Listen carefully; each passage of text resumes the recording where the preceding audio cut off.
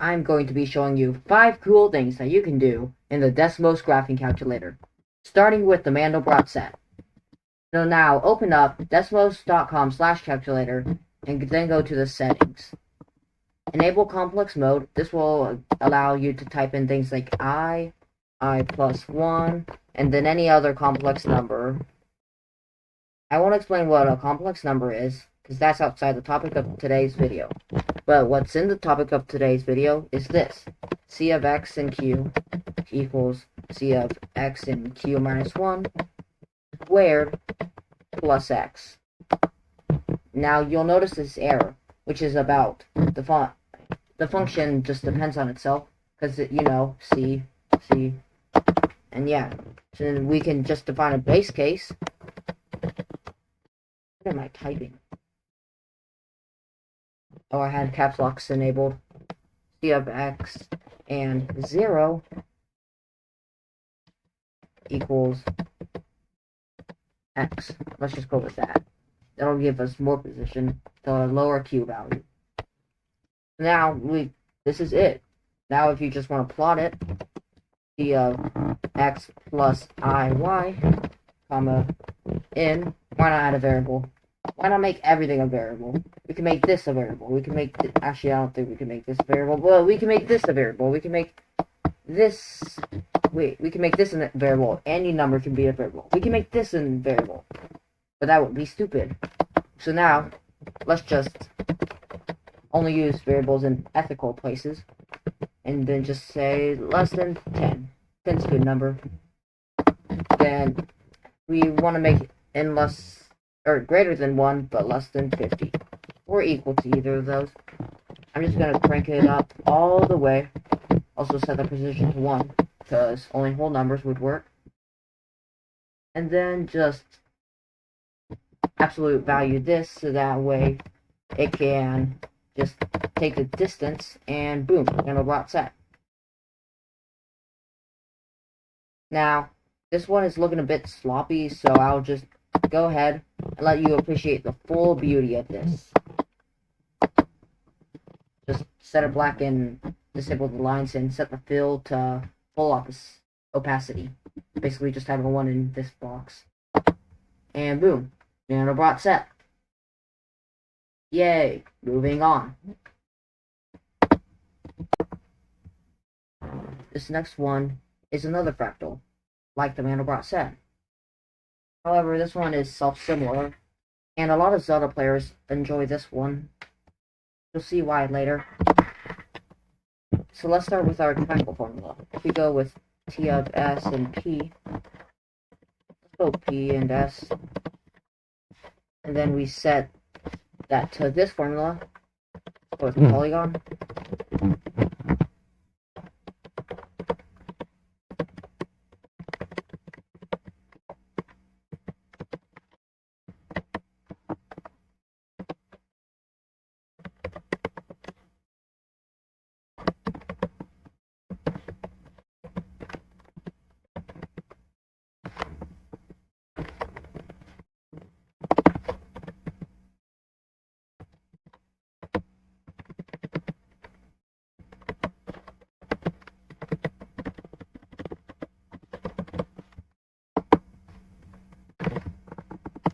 Okay, now just as a sanity check, let's see if this works.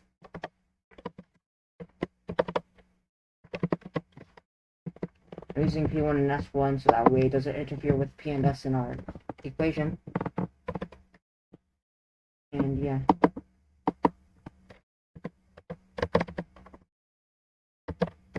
I'm just adding variables because why not?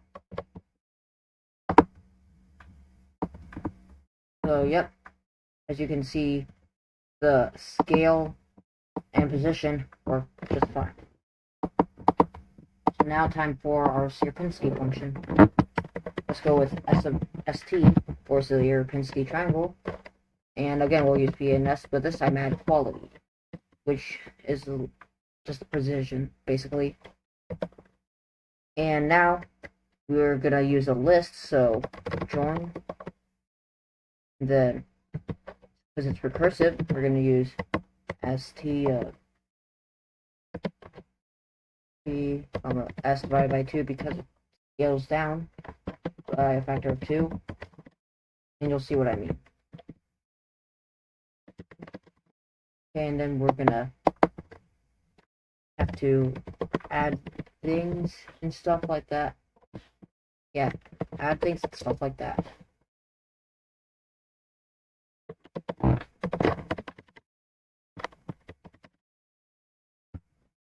Look and type where I want you to go, okay?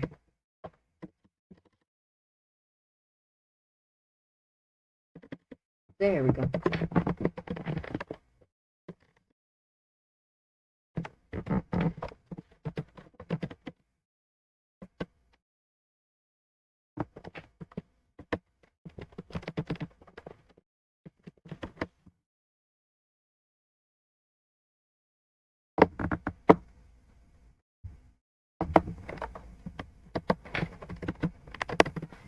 The 0.75 square root it is just because of how tall the triangle is.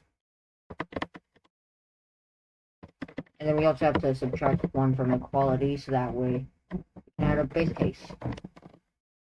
Base cases are fun.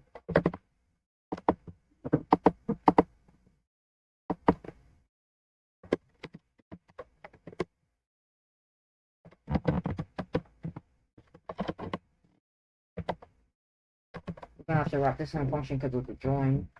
And then we are gonna use our t function. And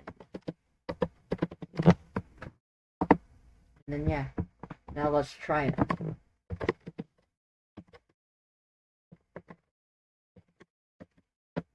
I'm just gonna use the position as 0, 0, or the origin. For our size, I'll just use 1. And we'll use n again. And this is why other players love this. If you scale this up, this is gonna have to be a whole number, so we'll just set the same one. So yeah. So our limit of 10 doesn't work so well because of a recursion limit. So if we find that it works best at 8, so then, or oh, yeah, it can only go up to 8.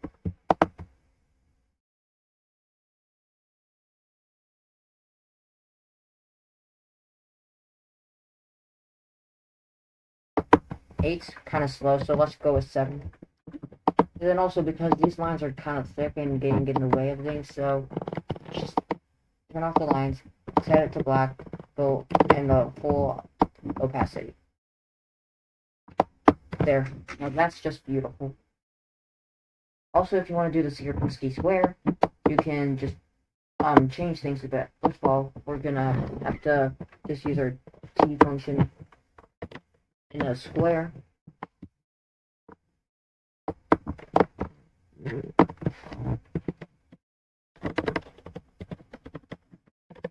So I'm just gonna have to make it do a square.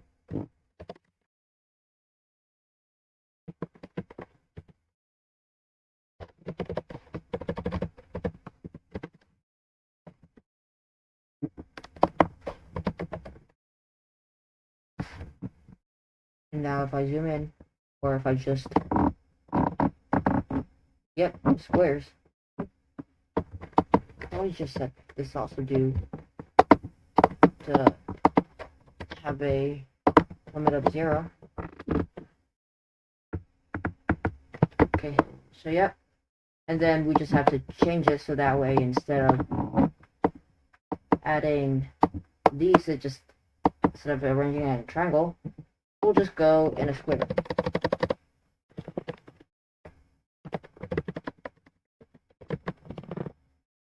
However, this one, instead of scaling back down by 2, it scales down by 3.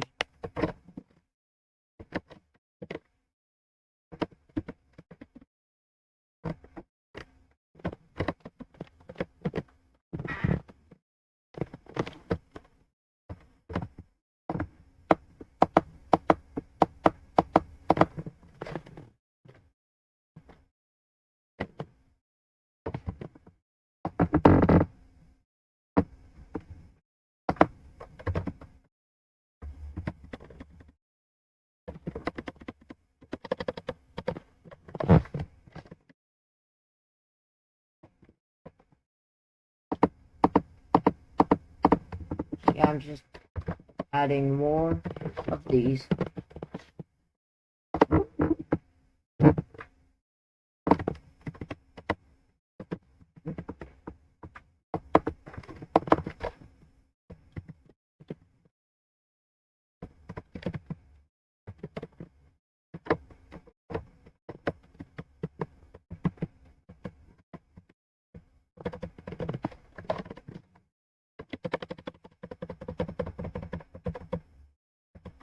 I'm leaving out the middle one because otherwise we won't have any holes, which would make it just the most boring square we've ever seen.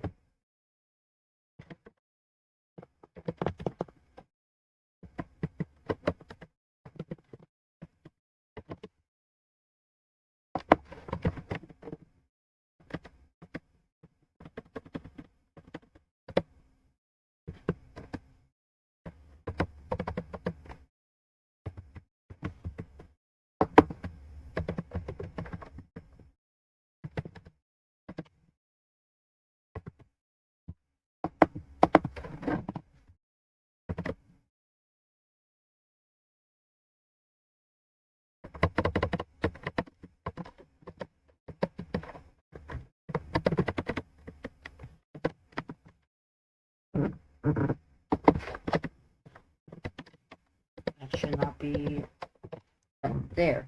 And now it should work. This one only has a limit of 4, so I'll just have to go at that.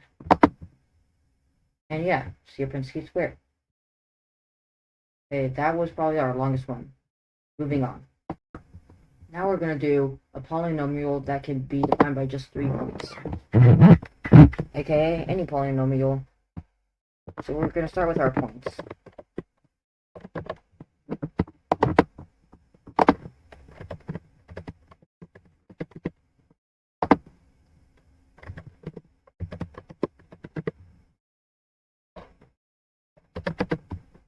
Okay, then these cannot be directly over each other, otherwise that causes some bugs or just divide by 0 errors. Okay, now for our function. We're going to do a simple y equals x squared, ax squared, plus bx plus c. And now we're going to add all these. And so now it's time to get the formulas.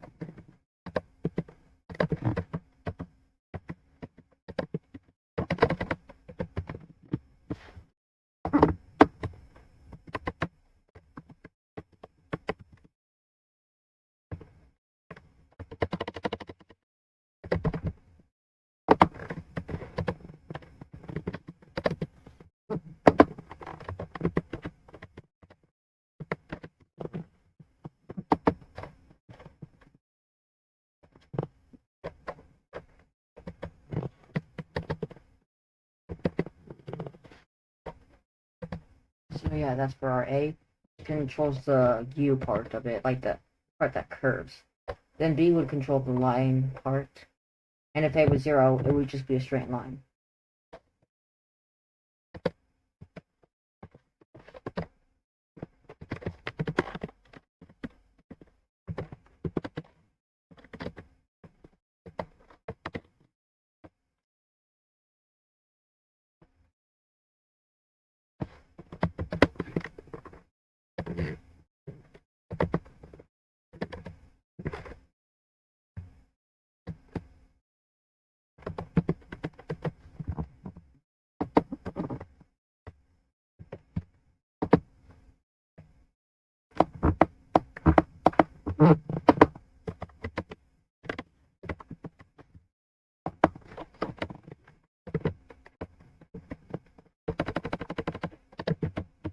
So notice how B only uses A and the and only just 2 of the points, while A only uses none of the other variables, because then they would depend on each other, which is bad.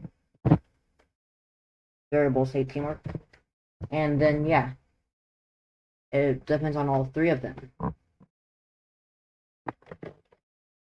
B does technically depend on all 3 of them, but we can just simplify a lot by just using A.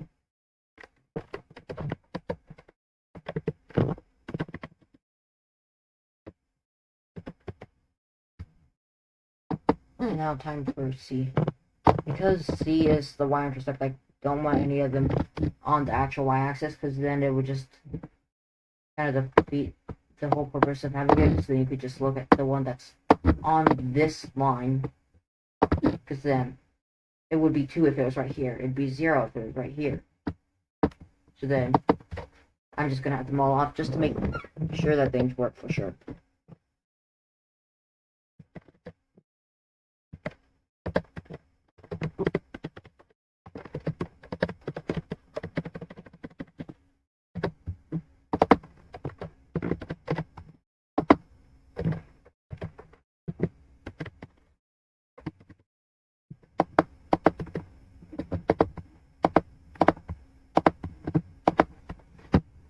Okay, so yep, now you have a polynomial that fits these 3 points. Moving on. This next one is really cool. This one is not just a fun math thing. It's a flippin' RPG. Okay, well, not an RPG, but it's at least basic controls. So let's start by getting stuff. This will just unlock actions or something like that. But anyway, so now let's start with our controls. Let me just get a list for the squares.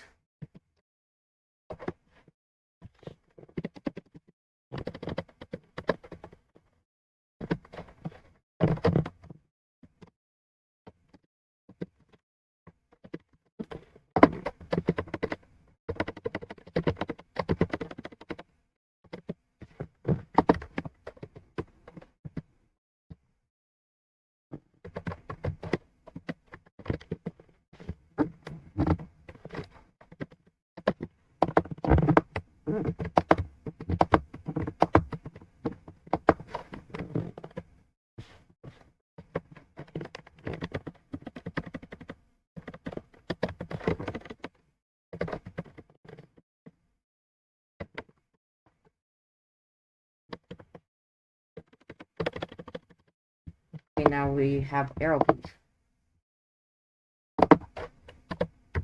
There. Now it's a D-pad. So you can't flip these. So watch this.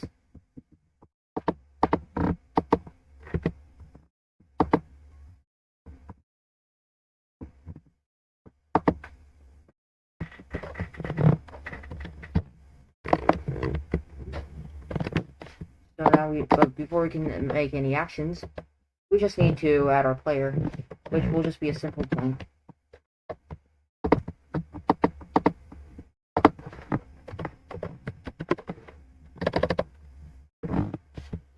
Let's also add a velocity variable.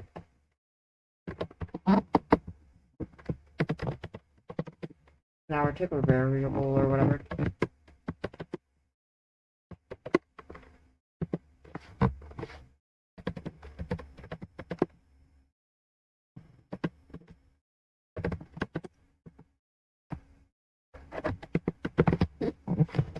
We just slow down B.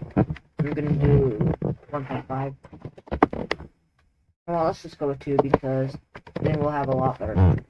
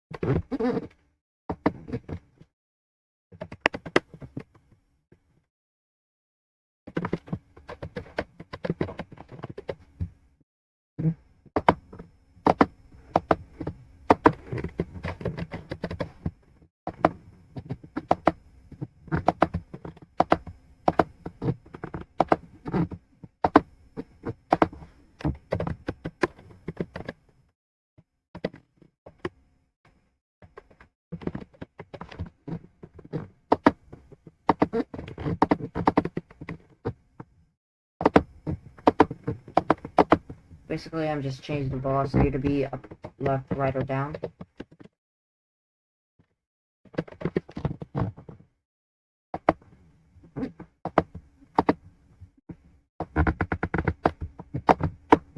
I'll just set the velocity back to 0.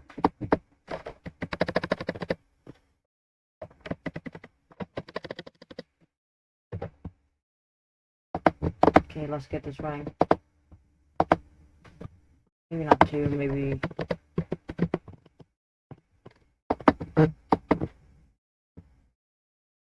Then... we'll add the DT variable, which is basically... just... so every time it updates, the DT is just the amount of time between those updates.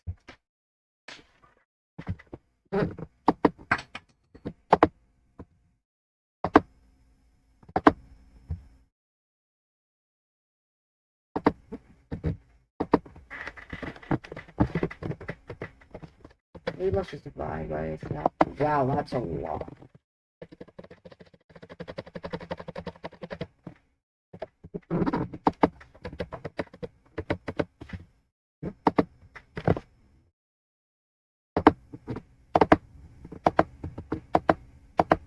Okay, maybe let's try 100.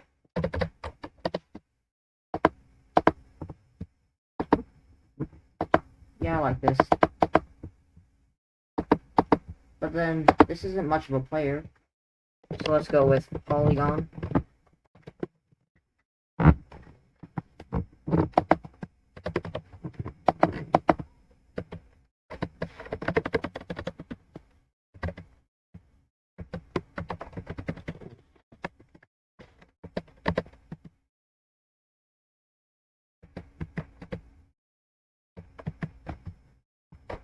I don't like that square. Let's do something a bit more fascinating.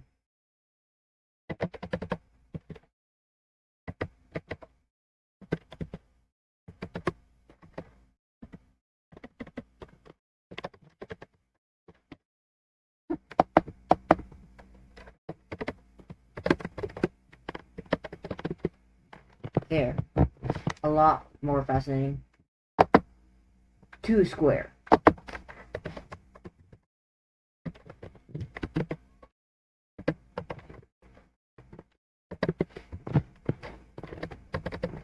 Let's leave it at the bottom. And then, yeah.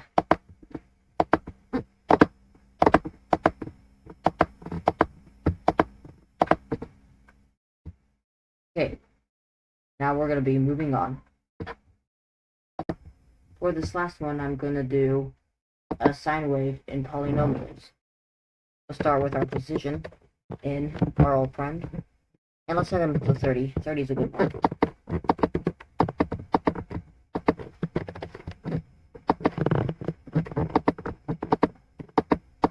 I think we could...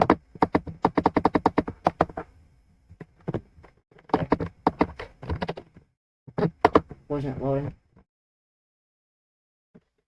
Go with S of X. And then, first of all, we need a summation function, which will just add a whole bunch of degrees together of the polynomial. Let's go with n. Well, that's why we have the variable. Then we start with our mod function, or modulo. And then let's go with x. No, not x. We want n. Then we want 2.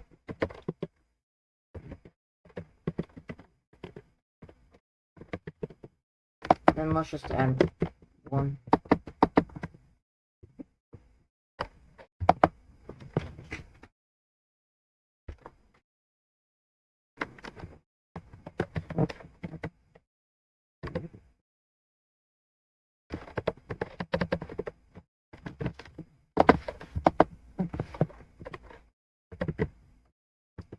What is that?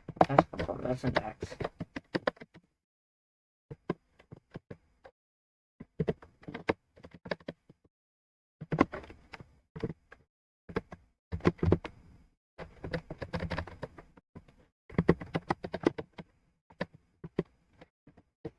Why does that to be all weird like that?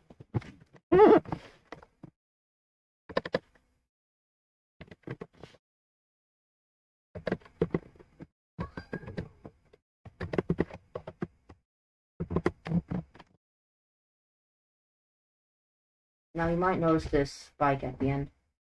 We can fix that by raising our bin, which I'm gonna set the step at 1. And you'll see that goes. But then, also as it increases, the precision error just gets insanely high. So you get this weird thing. So I'm gonna go back down to 30. I like 30. Let's go with 32. I love powers of 2. And then let's set this to x mod pi. 2 pi, actually. Then yeah, you want cosine function. And you get, it's just,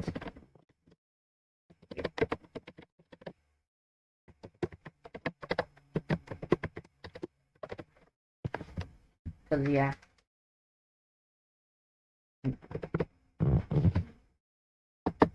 And then yeah, because that's basically what cosine function is. And then if you want the tangent function,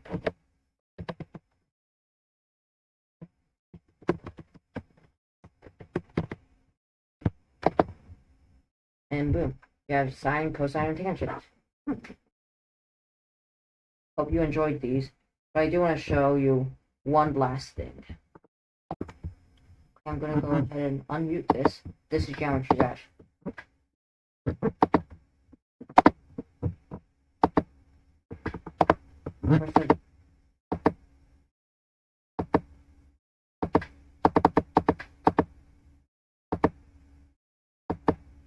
Sorry about the bad music.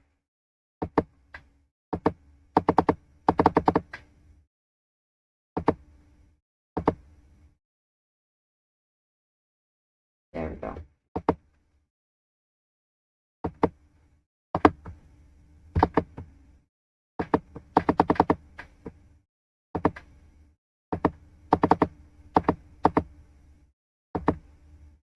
This is probably what you all came here for. This is the reset button, and this is the jump button. And yeah. Don't forget to like and subscribe, and hit that bell for more content like this.